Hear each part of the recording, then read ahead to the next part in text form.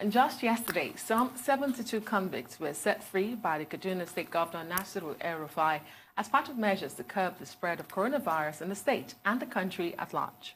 The Attorney General and Commissioner for Justice in the state, Aisha Diko, revealed that 69 of the convicts were released from Kaduna Correctional Center, while 3 were freed from the prison in Kafanchan. Diko said from the Kafanchan Custodial Center, 2 inmates were freed with 3 months left on their sentence, while 1 inmate was released based on old age.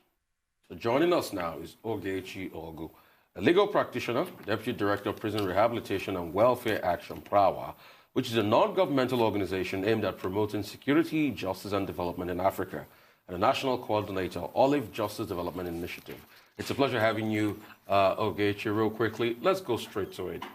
Some would say good gesture, some would say better late than never, some would say the injustice of people still detained illegally in prisons continue. What do you say?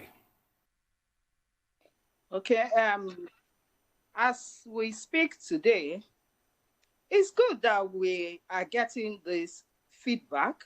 It's good that persons are being released. Whether they have been there, the issue of injustice is another level, depending on the discussion that is being held. But as we speak today, the issue, on the table is the issue of the COVID-19 and the likelihood of persons in congested environment getting infected. Now, this happening at this point that this discussion is going on is quite commendable.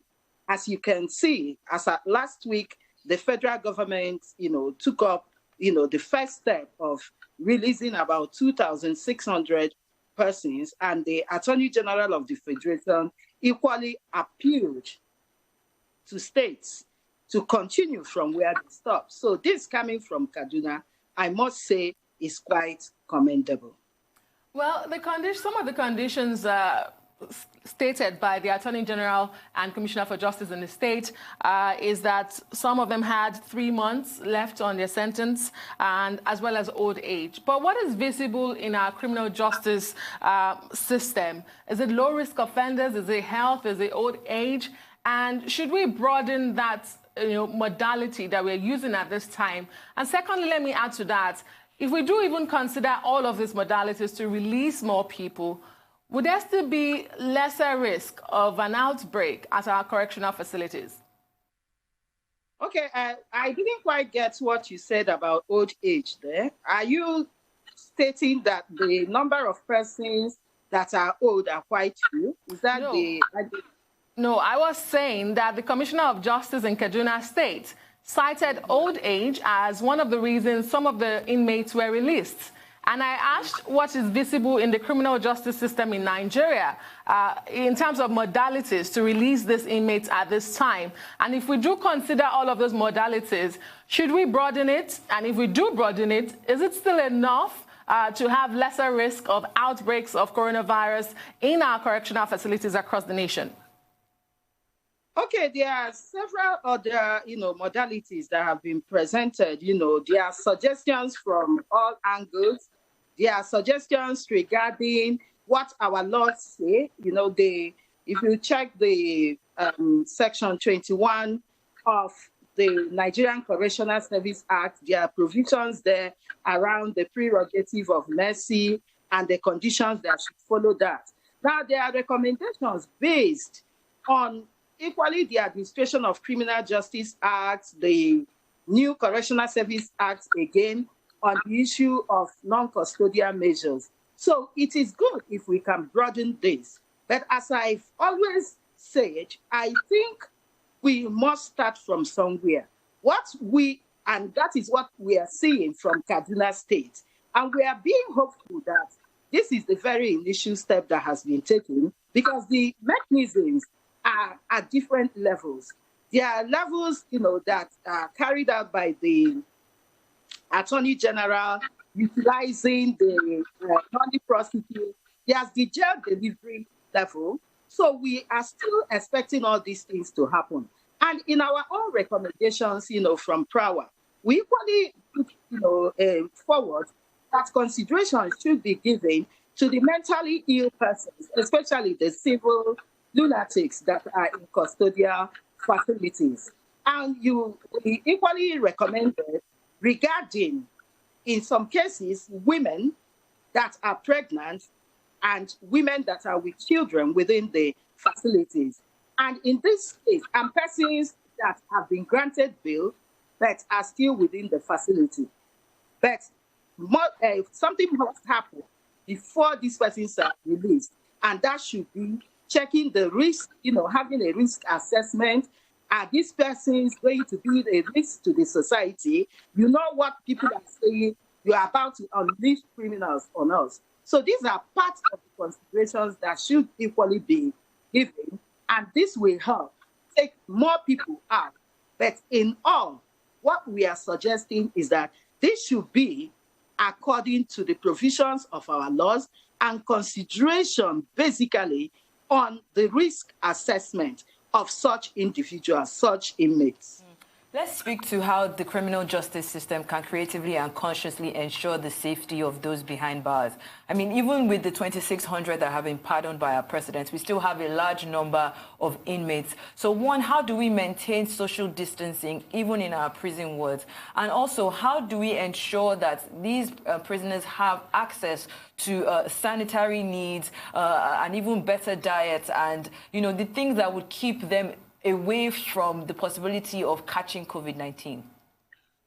Okay, what you have just said has remained the concern of all stakeholders across the world ever since the issue of COVID-19 came up.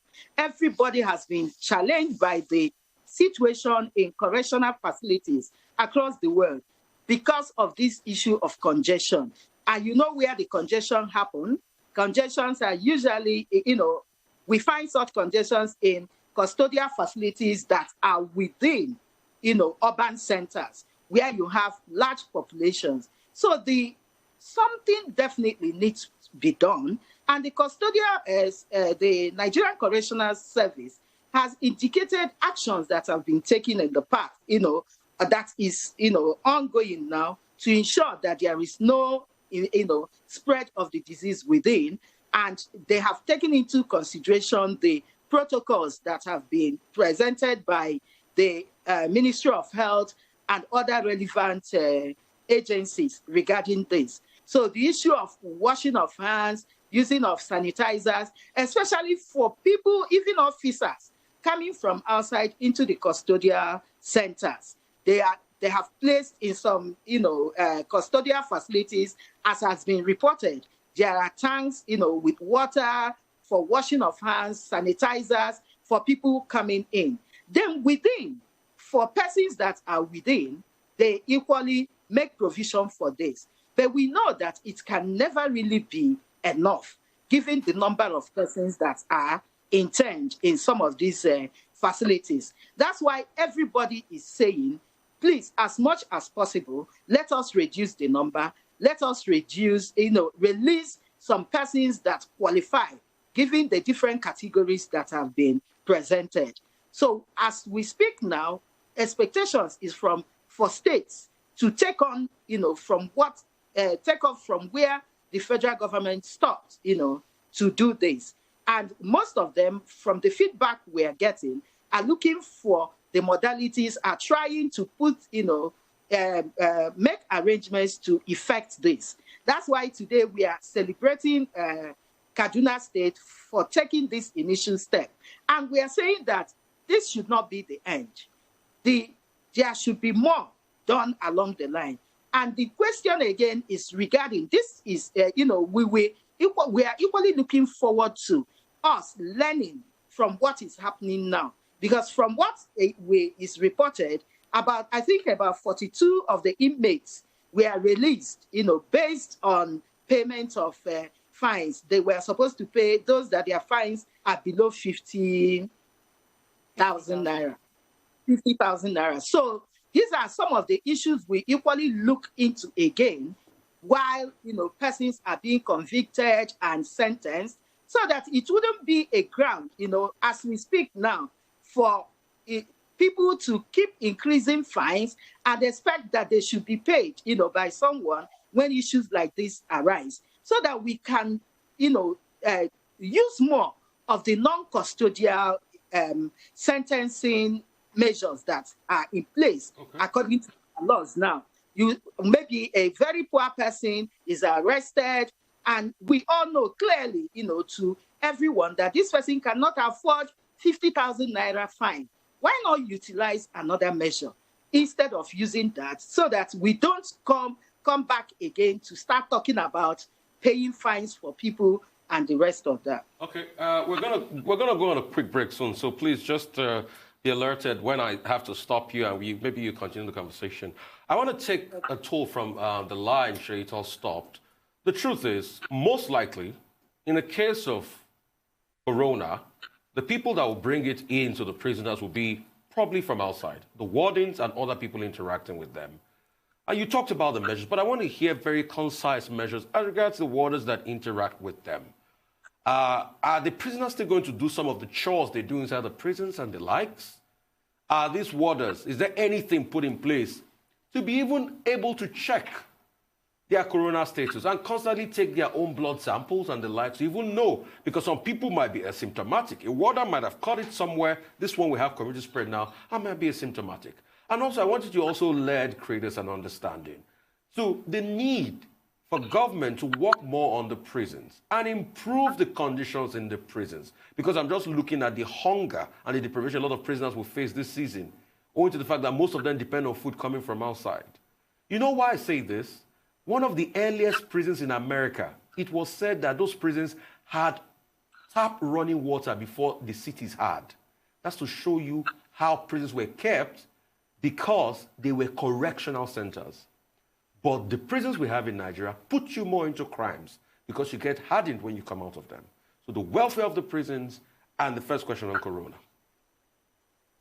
Okay, what you are saying is the same thing everybody is concerned about. Even for us that are outside, that source our food from outside, that go to the market every day, it's still a big challenge.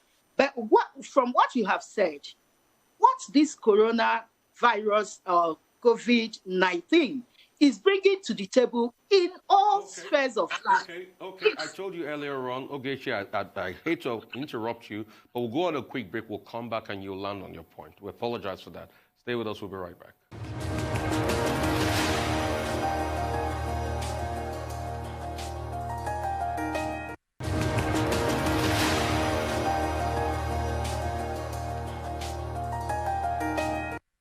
Welcome back. We still have Ogechi Ogu, legal practitioner and Deputy Director of Prison Rehabilitation and Welfare Action, TRAWA.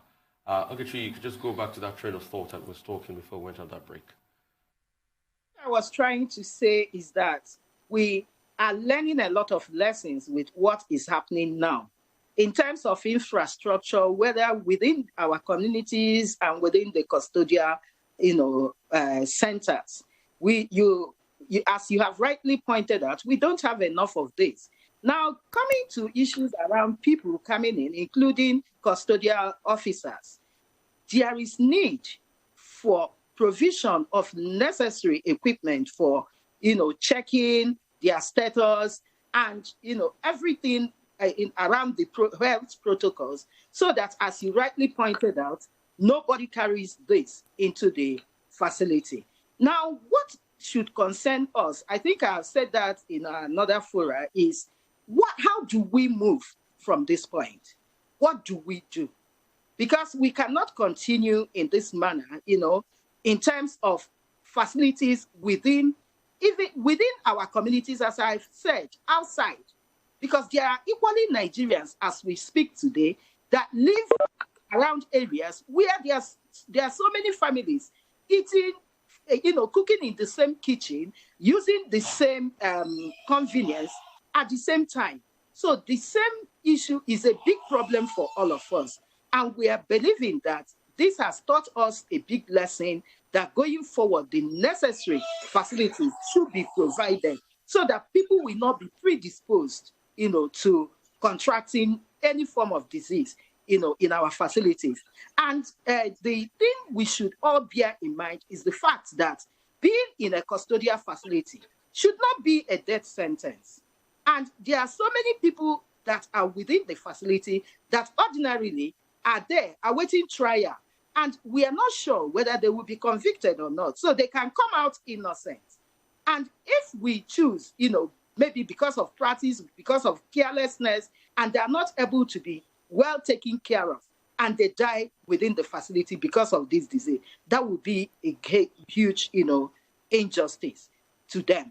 So the expectation is that everything possible, humanly possible, should be done to protect these persons within the custodial facilities as we look forward to more releases, going forward based on the identified mechanisms to be used. Indeed. However, we cannot rule out the role of stigmatization, because you did mention some of these people are still awaiting trial and they are innocent until proven guilty. But we do have the issue of stigma. And you touched earlier on the issue of risk assessment in releasing this inmate. So I want to ask you, how best can government balance the issue of safety and health concerns of these inmates at a time of coronavirus as against the issue of public safety in releasing them to the society?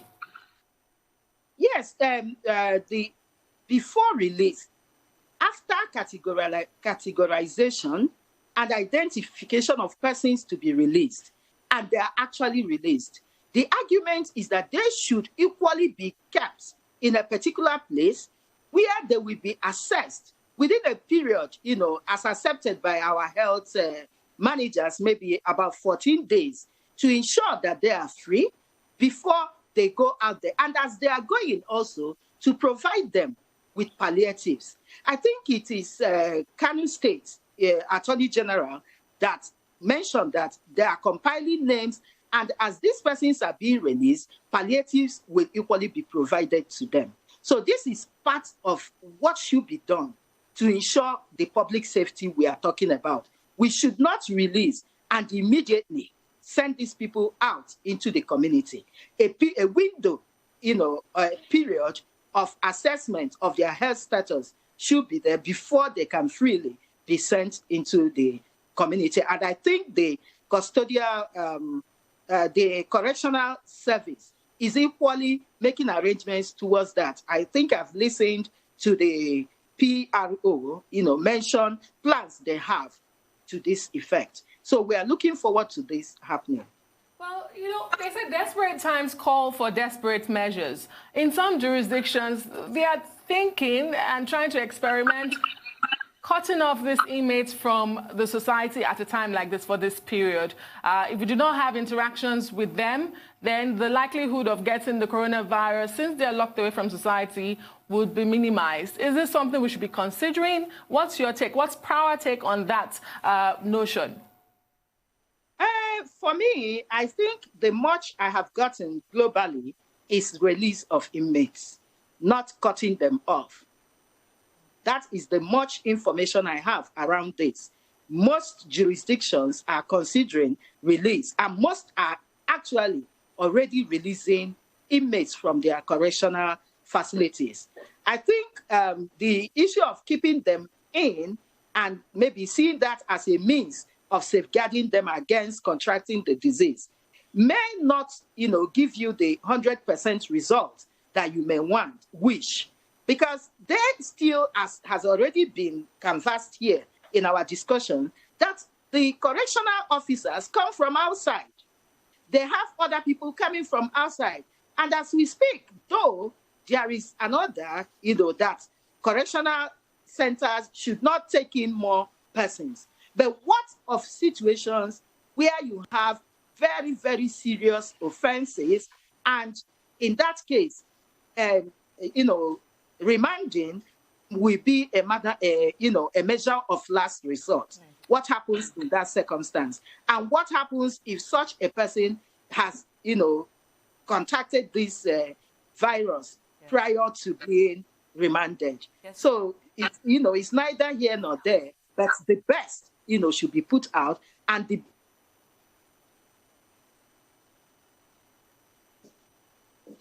Yes, that was going to be my next question to you, because we have spent a lot of time talking about, this prisoners that have been released, but not the ones that are fresh arrests that are going in. In Ogun State alone, we saw about 150 people arrested because of armed robbery and unrest in that state. Now, the Inspector General of Police has come out to say that if it is unnecessary, just remand them and send them back home. But in cases of terrorism, armed robbery and murder, definitely they have to go to the correctional facilities. Now, my worry here is the chain of custody, because if they have committed major offenses, they would have to come in contact with some of these officials. Now, isn't it possible to coordinate with the NCDC to make sure that these fresh arrests go through a possible testing before they go back into the prisons?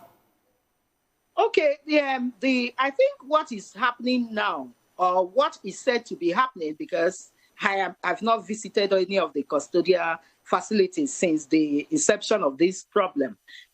What is happening, as I realize, is that they are being tested or kept in a different unit, a kind of little quarantine, within the facility, to ensure that as they get in, they don't mix up with other persons. And I think maybe that is the much that can be done in the circumstance, but it would be good if the facilities, the necessary equipment is deployed, to facilities where these persons are taken to. And as much as possible in states, it can be limited to particular, facility. Innovations can come in, creativity can come in, maybe choose one of the facilities within a state that is not congested and has enough space. Because as we talk about congestion in our custodial centers, it's not all custodial centers that are congested. Maybe the creative thing that could be done is to choose any of these, facilities anywhere. Another issue again is the issue of security. Will it be secured enough to take in such persons? But all in all, the best that could be done is, first of all, test these persons to know their status. But you know that often the result of the test does not come in immediately. So when the test is conducted, they should be kept in a different unit. They don't mix up with other persons while the result comes out, and maybe the necessary action that can be taken with. Okay, Ogechi, real quickly, we're wrapping up now. In less than 20 seconds, if you can answer this for us, real quickly, what about prisoners that are in vulnerable condition? Prisoners with high blood pressure that are using diabetes pill, some of them might even be pregnant. How do you care for them? Like 20, 30 seconds, quickly as we wrap up. Okay, this list, the persons you have mentioned are in the list of recommended, inmates that should be released. Those that are terminally ill. All right. Unfortunately, Ogechi, that's the much we can take, but we really do appreciate your presence on the morning show today here on the Rise News. Thank you very much.